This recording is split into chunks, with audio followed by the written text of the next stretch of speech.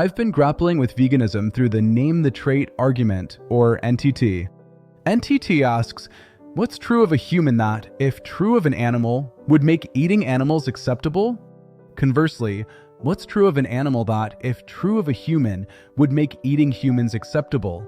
It exposes inconsistencies. I've debated traits that might justify eating animals without leading to morally horrific conclusions. I'm sharing some traits I've considered. Acknowledging these hypotheticals might sound eccentric. My NTT explorations focus on traits defining personhood to protect humans while allowing animal use. The first trait is personhood at full species capacity, where animals qualify for moral protection if they possess personhood at their species' full potential. Personhood involves consciousness, self-awareness, emotions, control, decision-making, and cognitive sophistication. Dolphins, cetaceans, and great apes clearly surpass this threshold for me. I'd concede other mammals or birds if evidence mounts, but not insects like bees or ants.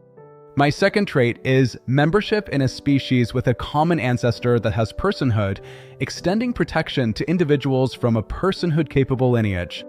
This covers broken or underdeveloped members of such species, like humans with disabilities, due to their hereditary potential. Combining these, my third trait is an individual with personhood or belonging to a species with a common ancestor that has personhood. This combined trait aims to cover all humans, including disabled ones, while effectively excluding most animals from moral protection. I've also toyed with a perspective-taking hypothetical, any being that, if I were in its shoes, would not voluntarily sacrifice itself as food. Another is the well-being trade-off, a being that, even with double its lifespan and a 3,000% increase in well-being, would still refuse to be eaten. This ties into my happy cow argument, which we'll explore further, and other Ask Yourself specific traits. These traits aim to avoid reductios like endorsing harm to marginalized humans, such as intellectually disabled people or children.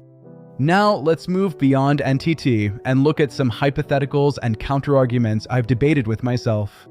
First, the happy cow deal. Imagine cows getting a vastly better life in exchange for eventual humane slaughter. Currently, cows live about 15 years in the wild, but are factory farmed and killed at around 6 years. Normalizing for adolescence, a factory farmed cow lives roughly 1/3 as a kid and 2/3 as an adult, equivalent to a human living 60 years. Many might take that deal if the quality of life is decent.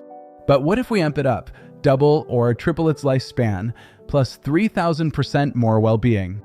For humans, would you accept double or triple your lifespan and 3,000% better well-being in exchange for eventual use as food? Most would, as it's a net positive. Free markets could amplify this. If everyone ate happy cow meat, it would grow the industry, drive prices down, and outcompete factory farms.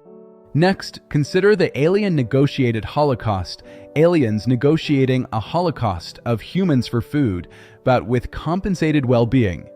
Would we accept if it met utopian lives beforehand? This scenario parallels the happy cow argument.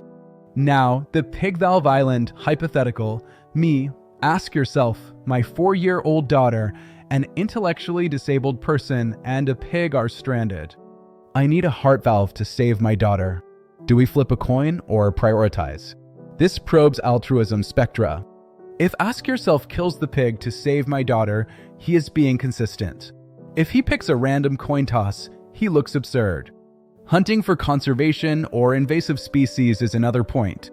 Not all animal killing is for food, but it ties in. Hunting invasives like pythons in Florida protects biodiversity as they've decimated small mammals and birds. From a pro-human flourishing perspective, aesthetics matter. We need sustainable human populations with accessible nature for tourism and mental health. If people are culling invasives anyway, using the bodies avoids waste and addresses biodiversity issues affecting communities.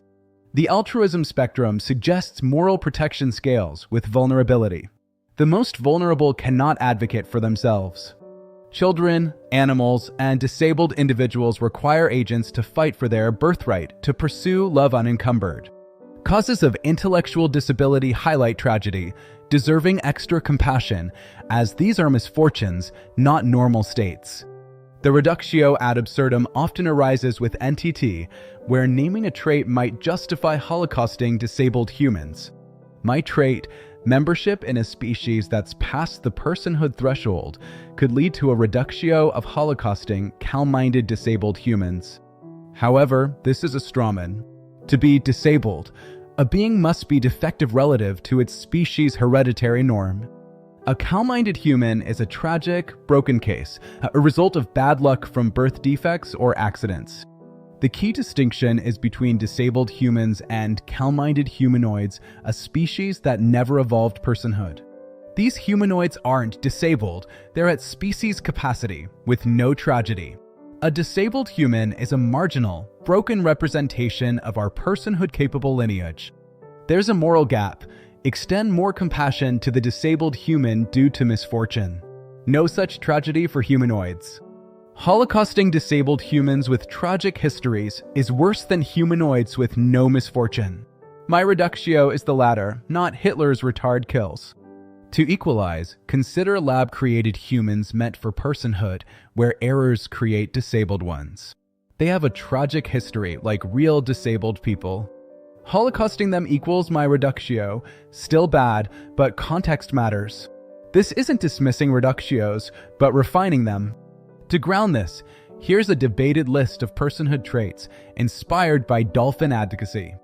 Being conscious, having self-awareness, emotions, control over actions, decision-making, recognizing other persons, solving complex problems, and cognitive sophistication. Dolphins, cetaceans, and great apes meet these criteria. Many mammals and birds apply to some degree, but not insects. This protects persons while allowing nuance for non-persons, providing a framework for moral status. Ethical vegans oppose the commercialization and exploitation of animals, believing in the inherent worth and rights of all sentient beings. They contend that actions violate animals' fundamental right to an uncomplicated existence, advocating for their inherent worth. I'm not fully vegan yet. These debates keep me carnist-leaning, but probing. Free markets could promote happy systems. Conservation hunting has upsides, and aesthetics and biodiversity boost human well-being. Yet, vulnerabilities tug at me, demanding extra compassion for the tragic. If my reductio still bites, it's a milder bite with distinctions. These eccentric dives into philosophical arguments are about finding moral clarity, and I'm game if this sparks more discussion.